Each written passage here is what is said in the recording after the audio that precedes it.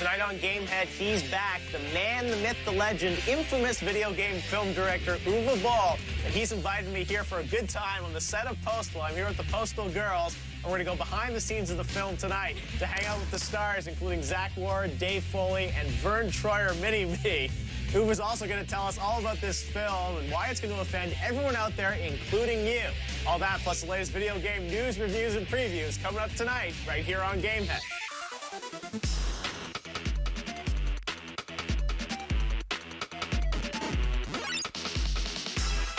Tonight on Gamehead, we have reviews for EA's PC shooter Battlefield 2142 and Tiger Woods PGA Tour 07. Plus, we have previews for LucasArts' extreme theme park creator Thrillville and the next-gen installment of Atari's Alone in the Dark.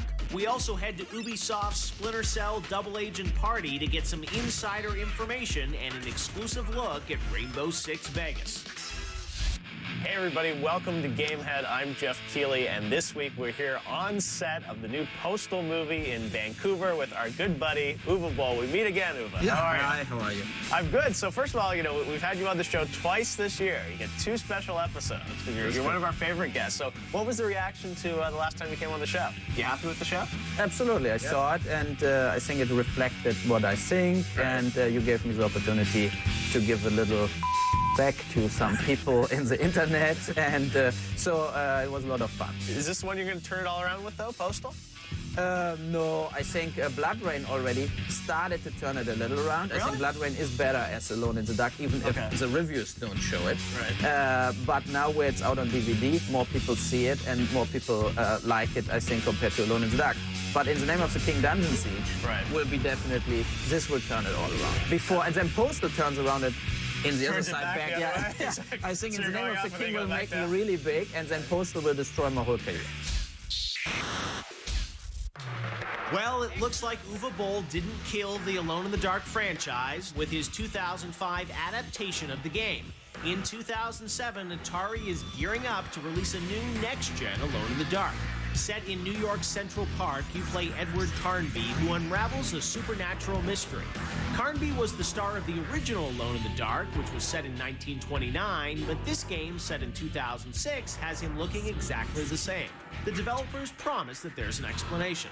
Taking its cues from Resident Evil 4, this will be an action-packed horror romp with moments including car chases and Edward escaping from a burning building. The game will also be set up like an episodic TV drama, with gameplay broken up into hour chunks that end in cliffhangers. And once you finish the main plot, Atari plans to release additional downloadable episodes. Get your flashlight ready for the new Alone in the Dark, due in 2007 for the Xbox 360, PS3, and PC.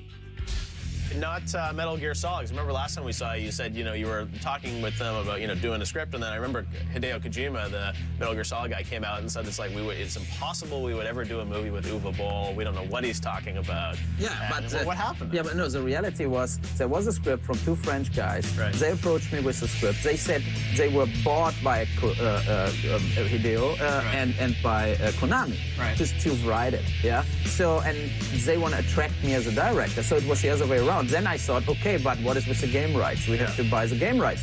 And then he came back like, I never heard about the script. Okay. So the French guys were lying. The French guys were lying. They tried to attach me because they thought maybe Hideo will like that. Right. But the opposite happened, and he was flipping out on it. The Battlefield series has covered everything from World War II to Vietnam, but now it's taking a quantum leap to the 22nd century. Battlefield 2142 for the PC lets you participate in massive 64-player online battles using items like sentry guns, cloaking devices, and yes, giant hover tanks. As either the Pan-Asian Coalition or the European Union, you fight over land that hasn't been covered by a new ice age. The big new feature is called Titan Mode, where you fly in a pod up to the enemy's flying aircraft carrier and attempt to destroy the reactor core. The action is intense, but there are some drawbacks. The weapons don't seem very high-tech. They don't even have a railgun in 2140. And while the online mode is fantastic, I'm disappointed that EA didn't put more effort into the single-player campaign, which is nothing more than a bunch of basic training missions. But if you're a hardcore online player, you'll still want to step onto this futuristic battlefield. Coming up next on Gamehead, we talk to Uwe's leading postmen, Zack Ward, and the Kids in the Hall alumni, Dave Foley. We sneak into Ubisoft's Splinter Cell Double Agent party to do some recon on Sam Fisher's latest mission and to get an exclusive glimpse at Rainbow Six Vegas.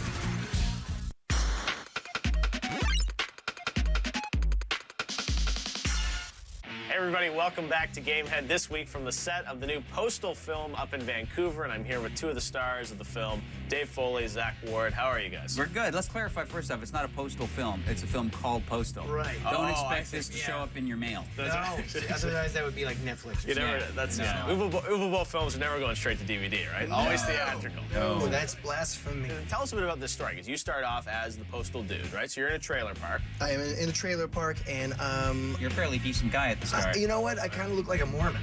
Yeah. I do. Normal And guy. I'm He a gets normal corrupted, or but- normal guy. He gets involved in a shooting, and by accident he kills a guy. Now he teams up with his uncle Dave, who's a Zack guru, to get actually a hold of the crotchy dolls. I lead it's like a doomsday cult, kind of a David Koreshi kind of cult. He's basically just a con man. And he wants the dolls, but the Taliban, they want the dolls also because there is a bird flu in.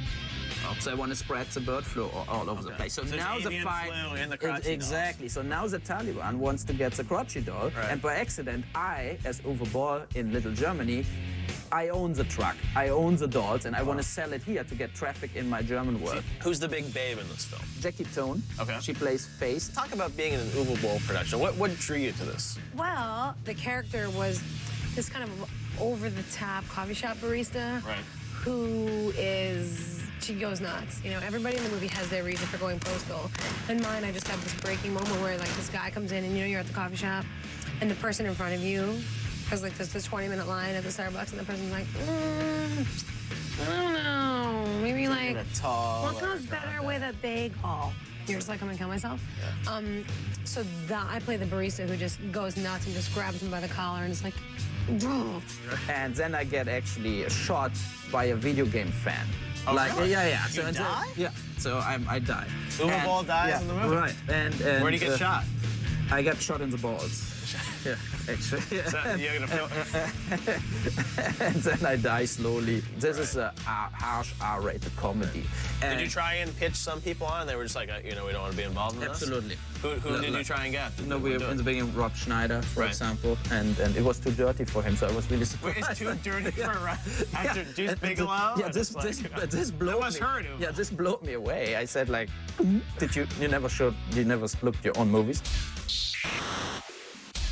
All right, we're going to head back to the set of Postal in a little bit, but right now, while we're on the West Coast, we figured we'd head down here to San Francisco for the launch party for Tom Clancy's Splinter Cell Double Agent. I'm now joined with one of the Frag dolls, Roulette. How are you? Good, how are you? Good to see you. Now, this is a different Splinter Cell because you see shots of this, and it's not necessarily him sort of sneaking around in his regular gear. He's doing a prison break, right? You've got a lot of daylight, and you have all of these open maps where he's not doing the normal dressed all in black, hiding in the shadows thing. So it's a little bit of a different thing for Sam Fisher, but at the same time, you have all the great basic features that everybody always loved about Splinter Cell. Right. So you get that same experience, but in a new setting with a new storyline. All right, I'm now here with Julian, who's the producer on Splinter Cell Double Agent. Splinter Cell's always been known for, dark corridors and Sam in a sort of black outfit. And this is, outdoor environments. I mean, great epic action moments with parachuting, all that. I mean, that was sort of, one of the design decisions. We really wanted to step away from the same old, to make something that, took Sam out of the darkness into the light. A little bit more action in it than a typical Splinter Cell, right? But it still maintains the basis of stealth. Absolutely, it's still a stealth game. Right. I mean, the real pros, the real hardcore, will not be playing this as an action game. Right. I mean, to be a true double agent, you don't want to kill civilians. Right. If you don't want to kill civilians, you're not using your weapons. Yeah. You're going around the levels, knocking people out. All right, well, thanks, Julian. It's Splinter Cell Double Agent, which is out now for Xbox 360, PC, and coming to PS2, Xbox, Wii, PS3. Keep him busy, right? Absolutely.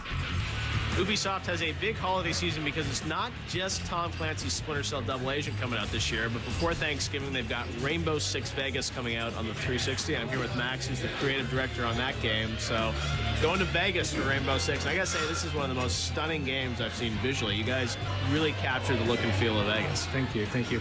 It was super important for us to get a really good-looking Vegas, but also we wanted to show a transformation of Vegas from the normal Vegas that you know to a more chaotic Vegas. And you're also on the Strip at one point, right? You get your shield out, right? Yeah. What happens is you arrive on the Strip, you fast rope down from the chopper, and then you pick up the shield, and then you go with your two teammates. Lots of cars. The terrorists have already created a lot of chaos on the Strip, so it's really a fantasy that we wanted to give the players. Well, you guys said that you're sort of trying to model it a little bit after sort of like 24 or something in terms of this kind of intensity. Well, what we've done, we've really redefined the way we do storytelling in Rainbow Six. Right. Before, what you do is you'd get a mission briefing, you know, this dry screen, then you'd go play, and then you'd get this after mission briefing screen, right? So now for Vegas, everything's done in real time. Wow. You get in the chopper, you've got your intel officer that's there, she's giving you info as you go. You fast rope down, you assault a casino or something, you save the day. It's all non-stop, all in real time, always in control. Awesome. All right, well, it's Rainbow Six Vegas, which is coming out for Thanksgiving, and we can't wait to play it. Thank you. Well, thanks, Max. Next on Gamehead, we talk to one of the biggest stars of Postal, Vern Mini-Me Troyer. And still to come, we have a review for the new Tiger Woods PGA Tour 07. Get there.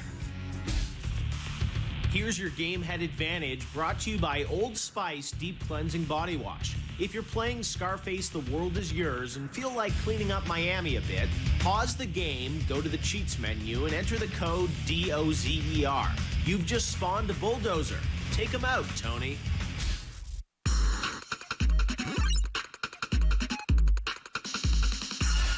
Hey everybody, welcome back to Gamehead. This week from the set of Postal here in Vancouver, and now I'm joined with the big star of Postal, Vern Troyer. Vern, how are you?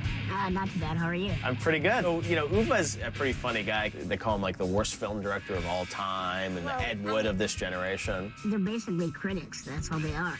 As far as this shoot, I'm glad to be a part of it. He's vilified on the internet, and there's like this petition with like 14,000 people who, have you heard about this? That people like want him, there are 14,000 people that have signed a petition saying that they want him to stop making films because his films are so bad. And 14,000 people have signed this. I love it. I want to sign it. Was there trepidation, though, about being a part of, like, a movie like this where it's like, you know, he has that reputation? And it's like... To me, it appealed to me, the idea of working with a crazy German intellectual who makes gory films about video games. Yeah. And who pisses off nerds. That sounds great. Sonic the Hedgehog recently celebrated his 15th birthday at the Digital Life Expo in New York City. The Blue Dude with Tude was serenaded by fans and had some cake with the PMS clan and his next-gen co-star, Princess Elise, otherwise known as Party of Five and Mean Girls star Lacey Chabert. After the PMS clan served all the cake, we had a chance to sit down with Miss Chabert. I'm Lacey Chabert, and I play Princess Elise, the ruler of Soliana in Sonic the Hedgehog. I'm a huge fan of Sonic. It was the first game that I bought when I was young, and I played it, and I loved it, and I saved my money to buy the Sega Game Gear. And, you know, I never thought that I would grow up and actually be a part of the game. My character, Princess Elise, is abducted in the beginning of the game by Dr. Eggman, and Sonic goes on a journey to rescue me. When I signed on to do the project, I looked at the bit of footage they had already created, and it looks like a movie. I was so impressed by the graphics, and you really feel like you're watching a film as you play. This new Sonic game is so much. You recently had your big boxing match with, you know, your internet critics. So, you know, these were all the guys that, you know, given at least 2 bad reviews of your films, and you beat them all, right? Right, so I trained good compared to these guys. So you think it's just going to change the reviews going forward, though? Because people know if you give Uwe a bad review, you're going to have to come after them? No. It will be like maybe a ring at the door. Then, exactly, with your boxing people at home. Right. Right, but no, I think a lot of people, I got a lot of feedback from LA. Right. Like agents, actors, directors. Uwe, I want to do the same. I hate this guy so much. Remember our friend John Gibson from the 8-Bit Art Gallery? Well, it looks like John is proving again that he's a patron of the video game arts by releasing the 2007 Nerdcore calendar. It's a beautiful pictorial that not only features nude girls in retro gaming situations, but also lists useful nerdy information like the date of the 2007 Comic-Con and Shigeru Miyamoto's birthday. You can order your copy at totallynerdcore.com. Next on Gamehead, we find out why Gary Coleman didn't reprise his role in the Postal film, and finally, it's time to hit the green with EA's Tiger Woods PGA Tour 07. Spike and Activision have teamed up for the Gamehead Call of Duty 3 challenge. Here's a sneak peek at the daunting physical and mental exhaustion these gamers must endure. Go make sure that you are properly hydrated, mister. Go. Come on, here we go. Was that on a packing list, California? No, drill instructor. So why'd you bring it? Hurry up. Ammo, let's go. I need ammo. 8, 9. Congratulations. You made it through the night. Your first mission begins here.